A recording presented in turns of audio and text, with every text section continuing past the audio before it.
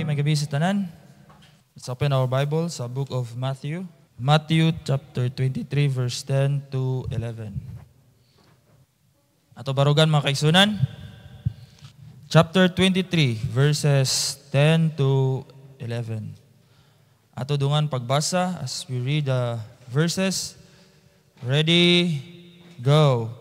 Neither be ye called masters, for one is your master, even Christ. Verse 11, but he that is greatest among you shall be your servant. Let us pray. Lord God, salamat kining gabion.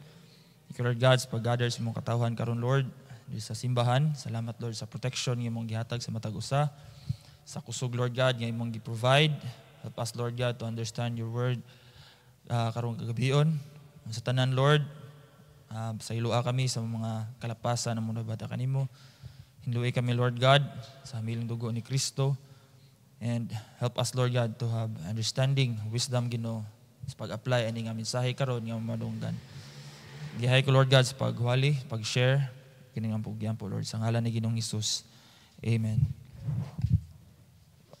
Salamat sa Ginoo, mga kaigsunan, to have this privilege to preach sa inyo, ha. Ang title sa itong mensahe karong gagabion, nato ni dugayon, The Servant. No, nagbasa ta sa verse, but he that is greatest among you shall be your servant. Kay naatay usa ka master nga gialagaran mga kaigsunan. Kuan gyud ni Christ, the letter ni siya, na si Christ mismo dili gid ta magpamaster-master, magpabusi-busi sa atong Kristohanong kinabuhi. Kung ato ning ma-apply dito sa gawas, hindot kanis tanan nga traits sa atong kinabuhi nga mo serve gyud da. Sagad sa mga motivation mga kaigsunan is dapat mo serve ka sa mga tao. Kay once makabaw ka mo serve, diha hindot ang kinabuhi. Kung makatita ang mga vlogging katog yung mo serve, mo'y malipayon. Ngano kana no? Kay lahi gyud mga kaigsunan kini mo serve ta. The servant, mga kaigsunan, una sa tanan, choose whom you serve. Matthew 6:24, kay ningon ang Bible, mga kaigsunan, no man can serve two masters. Ikaw, kung imo i-consider imong kaugalingon karon nga servant ka sa Ginoo, apan ganahan ka sa usa ka butang, ni-serve ka kay gusto ka maka-gain aning butanga, dili na mao nga serving imong gikuan. Ningon ang Bible, for either he will hate the one and love the other. Bugat kayo, no? Hate ug love. Mo gini gitandi or giatbang sa Ginoo mga kaigsunan. Ato pa rin basa ang verse, or else he will hold the one and despise the other. Mo nagiingon sa Bible mga kaigsunan, ye cannot serve God and mammon. Mo ni giatbang mga kaigsunan sa Ginoo sa iyaha. Giatbang sa taas ug sa ubos, pinakaubos ng ihatag sa Ginoo. Apan majority mga kaigsunan, ma-hate gyud ang Ginoo. Ma-love gyud ang butang nga unta i-provide ra man ta sa Ginoo. Amen. Ye cannot serve God and mammon. Ningon ang Bible. Mana choose this day. Ato pilion ang Ginoo. Awhag sa pulong sa Ginoo, ye cannot serve yun. Duha. Kaya nga naman, usara mo kinabuhi. Usara po datong time nga, kuha na tong time is 12 hours ra gini. Mula pa sa 12 hours nga nagtrabaho ka, iga 13 hours ni mo nga sig trabaho, 40 mo na. Lami na dyan kay igarahe. Kaya nga na akong kinabuhi. 12 ka oras nga magbiyahe sa kasada, not knowingly nga dili wala jud ko mag-serve sa Ginoo. Kaya nga naman na ako gi-providean nga pamilya. Pero akong hangyo gyud sa Ginoo, Lord, tangtanga ko ani nga lugar, Lord. Kaya nga naman di na to mabuhat ang giingon sa Ginoo nga serving others. Mga kaigsunan, ningon ang Bible, ye hate me kung imo nang gipili ang kwarta. Ye despise me, imong gihold ang kwarta. So kwarta gyud ang kuano, makakuan gyud sa tao gyud. Wala gyud nagikuan sa Ginoo gyud, wa gyud misipyat ang Ginoo diri. Kay makita magyud sa mga lihok sa tao karon ba nga mas importante ni ang pagpangalagad nga nairesibo nga kwarta. Di ba? So, God and Mammon, choose whom you serve. Amen? Choose whom you serve. Ikaduha, kung imong gipili ang Ginoo to serve, ano siya? Future of God's servant. Ato abliyon mga kaigsunan, Colossians chapter 3, verse 24, knowing that of the Lord ye shall receive the reward of the inheritance, for ye serve the Lord Christ. Mga kaigsunan, there is a reward if you serve God heartily. No? Kaya nag-serve lang ta nga gusto ta nga mo serve sa Ginoo pero wa may resulta, dili heartily. Kay ang pagpangalagad sa Ginoo naagi reward, ningon ang Bible mga kaigsunan. Naagi reward. Paabot ta sa reward nga ihatag sa Ginoo, there is inheritance. For ye serve the Lord. If you choose ang Ginoo, na reward yun. Ningon ang Bible. Sunod, Psalms 34. Psalms 34 verse 22. The Lord redeemeth the soul of His servants, and none of them that trust in Him shall be desolate. Promise for protection yun. Tutani? Mo ni mga kaigsunan ang future sa usa ka servant sa Ginoo nga mga lagad sa Ginoo. Mo na atog yung kuanon sa tong kinabuhi ba? Magtimbang-timbang gyud da. No?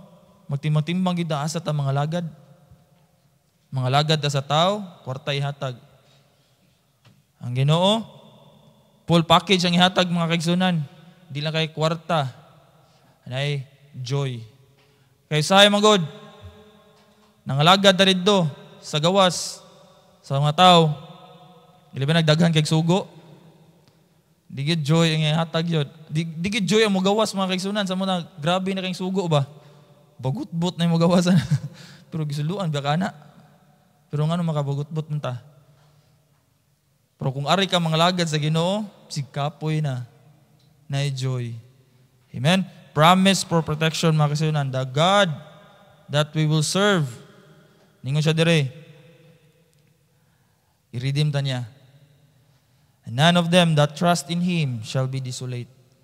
Munang karon, kung wala pa ta makapangalagad sa Ginoo, atong inuklugan ba? Mga lagad na ta sa Ginoo. No? Tanaw sa nimo nga nangalagad na mo sa Ginoo, ipadayo na. Amen? Ipadayo na. Psalms 102 verse 28. Yung Bible, the children of thy servants shall continue, and their seed shall be established before thee. Sa kanindot anay makaigsunan niya kining atong pagpangalagad sa Ginoo atong pagpangalagad sa Ginoo, anaagyo mapanalanginan pod.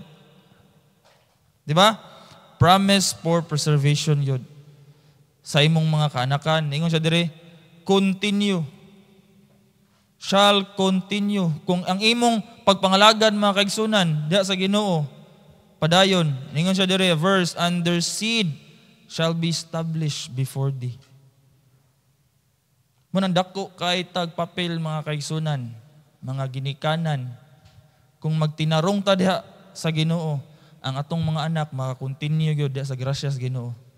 Saad man niya. Amen. Kisa may di ganahan ani. Nga imong anak sigwa na ka padayon gyud pagpangalagad. Pero nganong karon man buhi pa ka pero wa naman makontinue, nay problema. Amen. Nganong ang mga young people karon wa naman makakontinue. Nay problema sa pagpangalagad. Di ba? Nganong di man nato kuyog sa simba. Wa man ka continue ningon ang pulong sa Ginoo. Ma-establish unta sila diha. Pero nganong wa man ma-establish?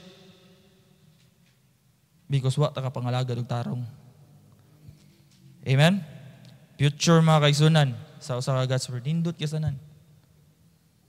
Unta ato nang iawat ba? Ato ning kopyahon ba? Nga sa dihang mga lagad ta, mag-expect gyud daning mga butanga nga naa gyud reward. Ihatag sa Ginoo. Nagay promise sa protection sa Ginoo. Ug naagay promise for preservation. Ngay mga anak, makita nimo. Makita na to. Nalipay sa sila nga nangalagad sa Ginoo. Usa kanindot na.